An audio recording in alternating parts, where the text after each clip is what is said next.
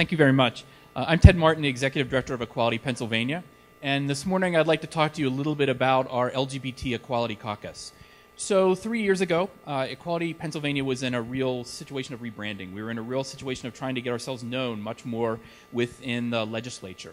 And so what happened was we started to talk to people, and people essentially said they really wanted to support the issues, they really wanted to be part of us, but we really needed some way and some vehicle to get them there. So we decided that we would form an LGBT Equality Caucus, that we would actually give them something to join. And for those of you who know the lemming-like nature of most legislators, this was a great opportunity for them to stand up and be part of something. And so what we did is we looked around, we did some research, and we found the mission statement of the LGBT Equality Caucus of the U.S. Congress. And we created a mission statement. We approached our most supportive member in the legislature who's been there for us for many years, and we asked him to chair it. And essentially, we adjusted the mission statement in some ways. Some of our legislators weren't totally ready to jump on board marriage equality, for example. So we sort of massaged the words to relationship recognition. And we brought together, through his good offices, about 20 legislators to talk about what an LGBT Equality Caucus would look like and what purpose it would serve and what it would do for the legislature.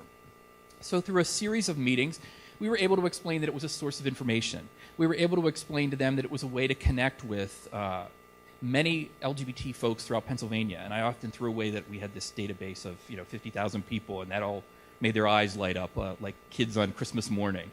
So really found ways to connect with them and let them know that this was their way to connect both with the issues and both with us as well as the community at large.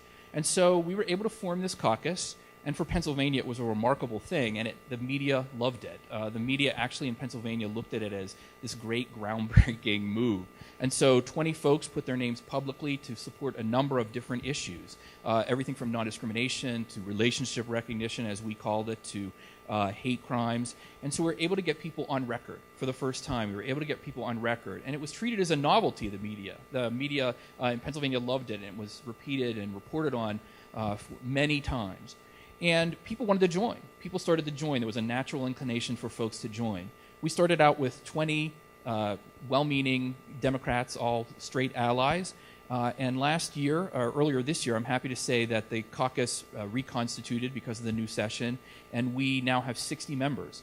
Democrats and Republicans, and actual real-life gay people for a change in Pennsylvania. We actually we have 2 out members. So it's been a real remarkable way to get our point across. In fact, our chief hater in the legislature, who I will not mention because he might appear, so on the day that the press conference came out about the LGBT Equality Caucus, there was much media, and I was interviewed a lot. And my favorite part of the day wasn't the interviews or wasn't the number, but what I heard was that he pranced around, and I use the word pranced, he angrily pranced around the House floor saying things like, "Would you like to join the Straight People's Caucus?" All day. So he was angry, and it was fun, and it worked. And so it's a great opportunity for you to really get some people bought in and deliver a message and be there for you all the time. And all these people sign on as co-sponsors of legislation, and it's a beautiful thing. So thank you very much, and I'm happy to talk about it at any time later.